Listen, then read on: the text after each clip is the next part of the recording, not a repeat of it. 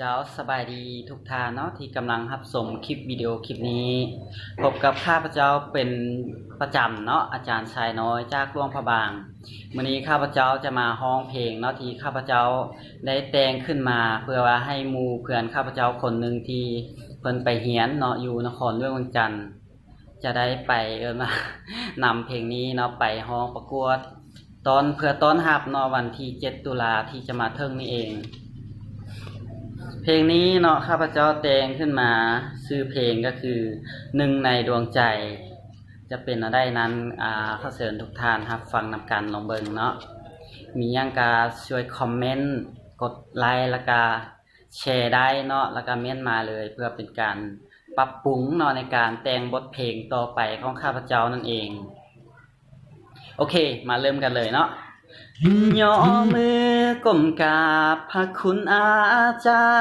รย์คนที่สำนานในการหล่อล้อมวิญญาณศาสตร์ลาวสดใสสีวิไลย้อนคุณของท่าน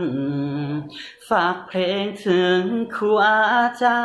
รย์น้องนี้สุดพันละนาครูคำท่านเปิดบุกเบิกเส้นทางเป็นผู้ทักทางส่องไฟให้ปวงประสาน้องจำได้ดีวันที่7ของเดือนตุลาบุญคุณท่านเคยมีมาสุดล้ำเนื้อคำบรรยายบุญคุณครูนักแท้กว่าธรณีสาวลาวเฮานี้บ่มีวันหลงลืมได้จะขอเสิร์ชสู่บ่ว่าจะเป็นหรือตายบุญคุณท่านมีมากมายเพียบพร้อมไปด้วยความดี10 นิ้วขอพรวอนท่านสุขสันต์สุ่งเถิดอาจารย์ขอให้ท่านจงสุขีวอนฟ้าเทวาแม่ธรณีช่วยเป็นสักขี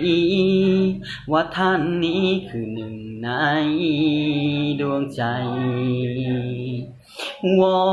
นฟ้าเทวาแม่ธรณีช่วยเป็นสักขีว่าท่านนี้คือหนึ่งในดวงใจโอเคก็จบไปแล้วเนาะเพลงหนึ่งในดวงใจนั่นเองเนาะแต่งโดยอาจารย์สายน้อยจากหลวงพระบางภาคเหนือสปป.ลาวเนาะมวนบ่มวนก็ขอบใจเนาะทุกท่านที่ให้เกียรติฟังบทเพลงนี้จนมาจบเนาะมีหยังก็สามารถคอมเมนต์ได้เนาะถ้าว่ามักในเพลงนี้ก็รบกวนทุกท่านเนาะกดแชร์ไปให้เพื่อนๆได้